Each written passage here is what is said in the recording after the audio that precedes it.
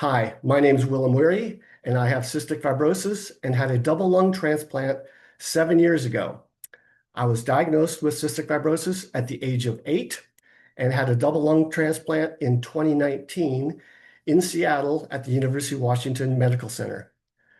I've had a pretty amazing transplant journey. I was on the wait list for 7 months starting in November of 2018. That resulted in my life-saving and amazing transplant.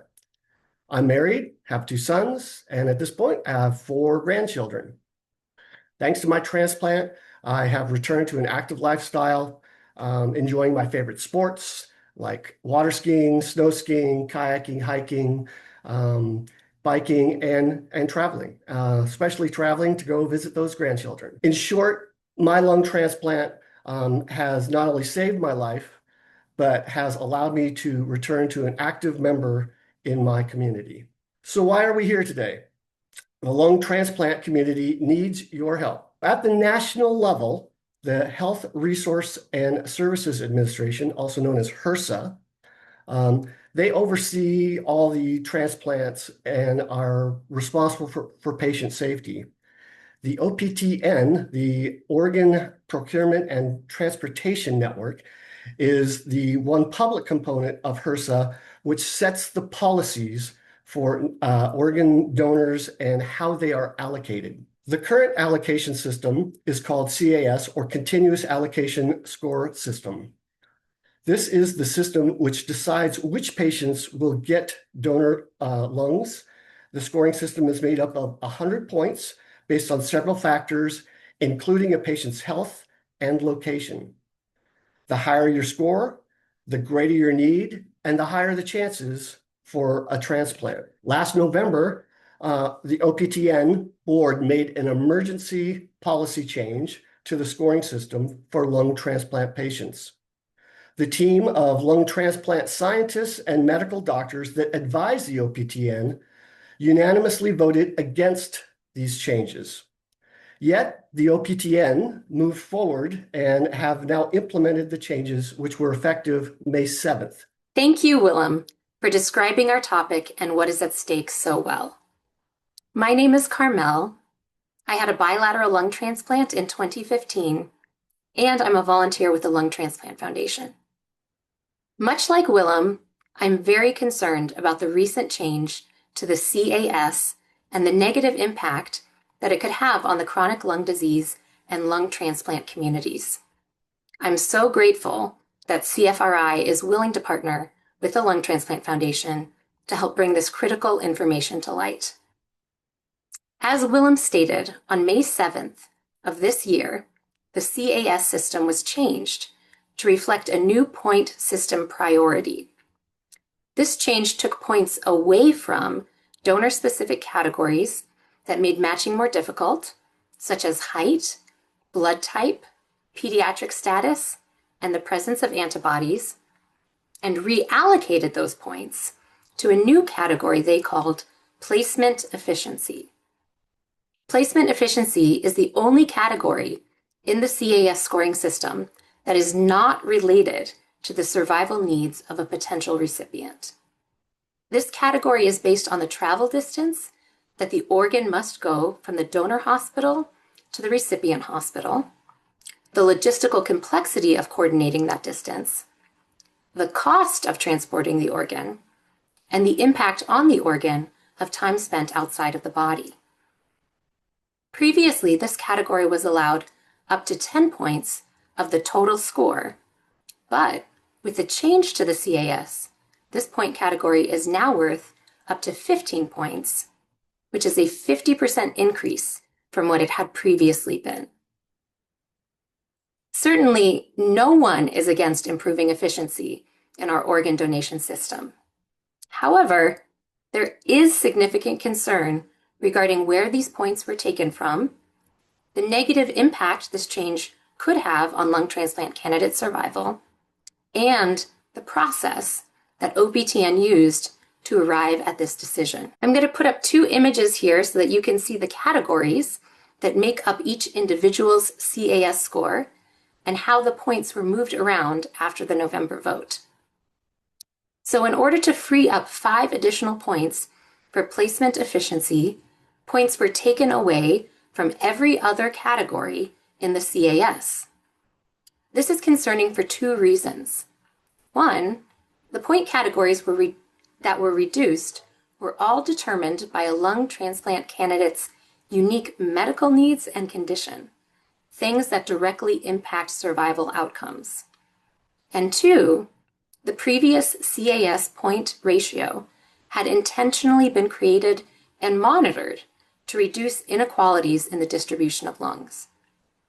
In other words, under the new CAS points, waitlist survival and equality among transplant candidates are given less weight than they used to be when determining a match. Many lung transplant professionals and community members are nervous that the new CAS point system will take us backwards, losing ground on the positive progress that has been made in lung transplant outcomes. Under the previous CAS point system, waitlist mortality improved significantly.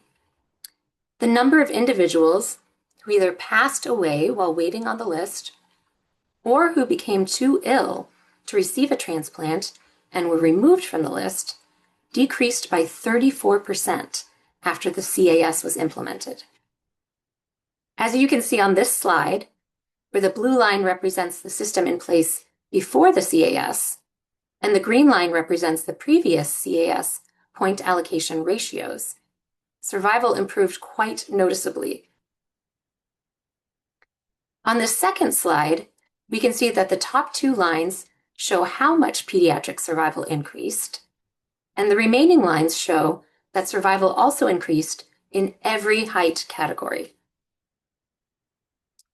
By re-emphasizing the role of geography in determining donor matching, the recent change to the CAS could put this improved waitlist survival rate at risk. Although the new CAS point allocation system has the potential to negatively impact all hard-to-match candidates, it is even worse for those individuals who live in certain areas of the country.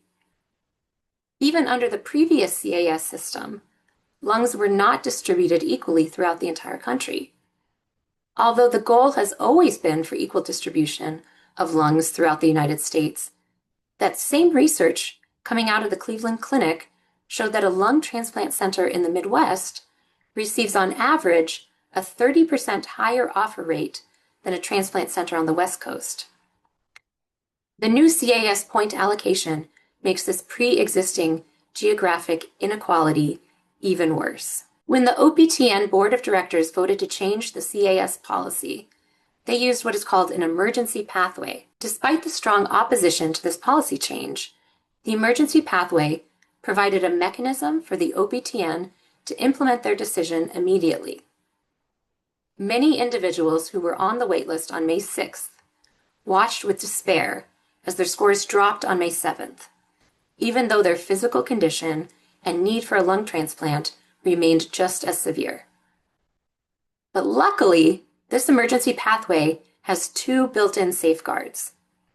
The first safeguard is that it requires a public comment period within 6 months of the original vote. A public comment period is a forum for people like you and I to submit our thoughts and personal experiences directly to HRSA and the OPTN. It is our best opportunity to let them know how their policy decisions impact our day-to-day lives and to share what our priorities are in their policy decisions. Because this public comment period is currently open, between now and July 3rd, each of us has an opportunity to give feedback to the OPTN board about their recent decision to change the CAS point system. The second safeguard is that the OPTN board must take a second vote within 12 months of their original vote for the change to the CAS to become permanently adopted. This second vote can happen anytime between now and November 2026. And every public comment that is submitted during this public comment window will become part of the public record of this decision.